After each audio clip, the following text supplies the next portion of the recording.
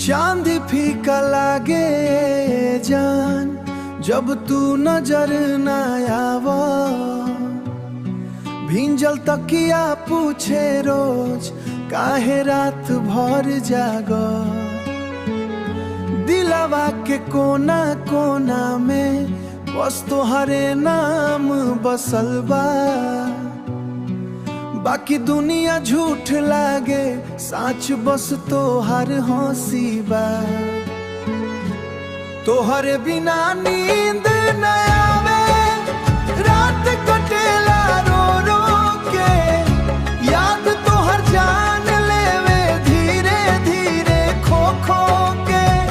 धीरे धीरे पगली सुनना हम टूट गईनी प्यार में। हम टूट गईनी प्यार में। तू छोड़ गईलू हाथ हमार बीच भंवर मझधार में। बरखा में भींजत सड़किया पर